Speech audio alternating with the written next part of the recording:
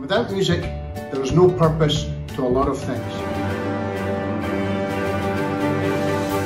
How long should my child practice?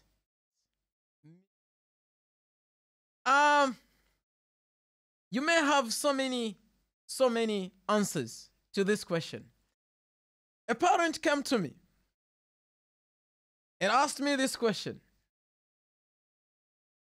I am really giving up. And this is how she started. I am really giving up. My child can't just practice. You know, I will have to stop the lessons. And I will just write an email to the teacher because I failed.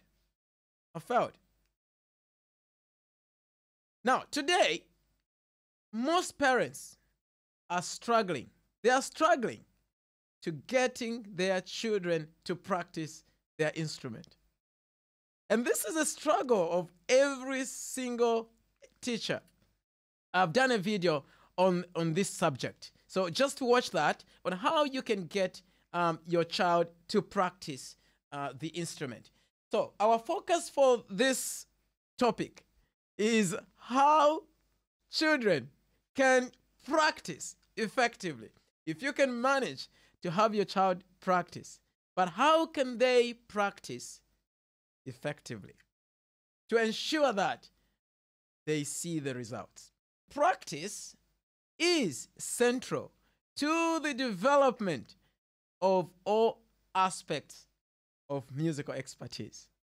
We need to practice in order to be more productive. And I think this is in everything. In everything, we need to practice in order to get results. But how long should one practice remains a subject many scholars, parents, teachers, name them, they have failed to comprehend. I think there are so many writings about this. And some parents really make their children practice for long hours because they believe that that's when they can get results.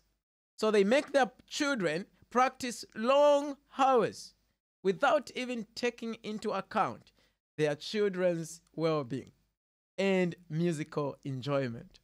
Practice. Their main purpose is that the child has to practice. And if the child can practice and sit on the instrument for a long time, then that's enough.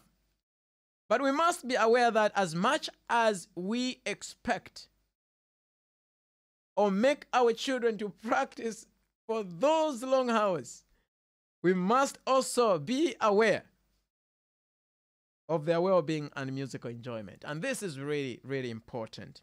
You might be inserting so much stress on your child that you would fail to even realize how much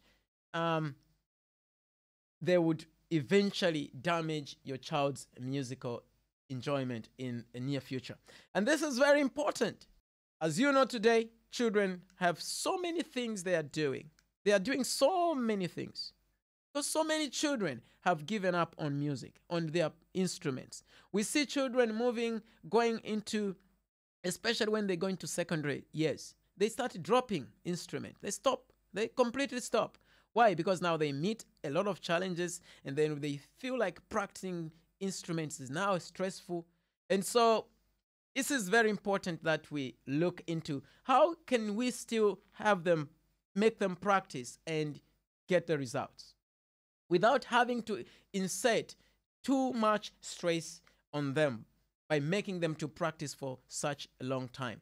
So what really is effective practice? Let's look at this. So Alam says effective practice is when one achieves the desired end product in as short a time as possible without interfering negatively with longer term goals. So the main focus here is about the results. You can take long hours, you can take short hours.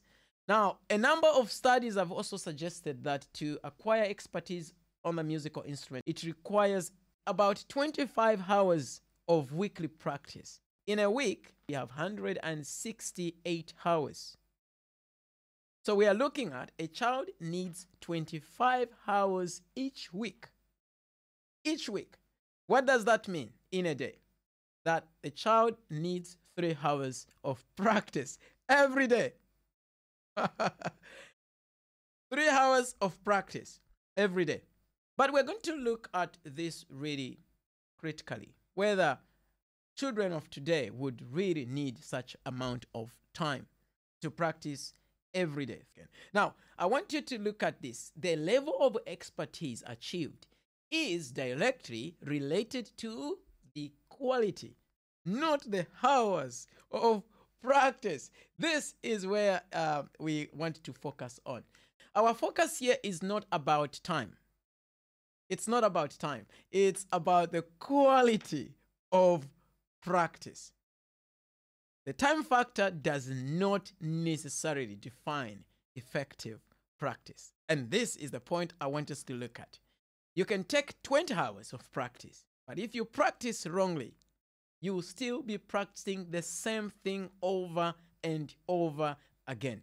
Let's end this session by looking at what effective practice is like. Set goals. Don't just go into a practice session without any goal of what you want to achieve. Set yourself challenges and expectations, but they should not lead you to losing your musical enjoyment or cause pain. Identify the areas of difficulty that needs more practice. I'm going to the next one. Do not just practice everything. Practice what you have planned. What have you planned today? What do you want to achieve? Where are you having difficulties? That is effective practice, friends. It can take 15 minutes. It can take 10 minutes. It can take 30 minutes. But because you have a goal, you have planned your practice session, it is going to be a straightforward and effective, and you will get the results. Effective practice takes into account the amount of work, task, the complexity of the task. And listen to this one. Now, this is, ignore the rest. And the musical enjoyment. In everything that you do, are you enjoying doing them? This is the bottom line. So it's not about the amount of time you practice. It's not about the amount of things that you do. It's about personal enjoyment, friends. If you do things and you don't enjoy them, if you go to work and do your work and you don't enjoy it, brings a lot of frustration. And this is where you see a child quitting the instrument and giving up. So you may ask now a question: can I still achieve results if I practiced 30 minutes a day? We looked at the minimum of 3 hours a day. The answer is yes, you can achieve the results. You need to set your goals in every practice. So don't just go into practice session without any goal of what you want to achieve. I think that's clear. Really, most of my students, I make them to practice an hour. I've set an hour for them to practice. And in that hour, we effectively plan what needs to be worked on. So we plan our practice. And this is now my advice to all the teachers out there. Teachers are responsible. You are responsible to ensure that you communicate your task clearly to the child, to the parents, on what you want the children to practice and how you want the parents to help them. If you communicate the tasks clearly to the child, they will go into a practice with a clear understanding of what they want to focus on. This is the point. So, communicate effectively to the children so that they can set their goals before they go into practice. And so these things need to be taken into account if we are to bring out the best and encourage these children to continue enjoying their instruments. So, Fred, you might be inserting so much stress on your child by emphasizing long hours of practice, which do not conform to what effective practice is all about. I hope that this helped you, And I look forward to seeing you next time. Bye for now. You may be a music teacher, a musician, a school administrator, a parent, a music student, or even a music fan. Join John Chitambo, an accomplished international music educator, on an enriching online live stream show, Ask John, a community educational program where music-related issues are addressed. Every Sunday from 6 p.m. to 6:45 p.m. Malaysia time. That's 12 p.m. to 12:45 p.m. Central Africa time. Venue, JC Music Education, Facebook page. Don't miss out.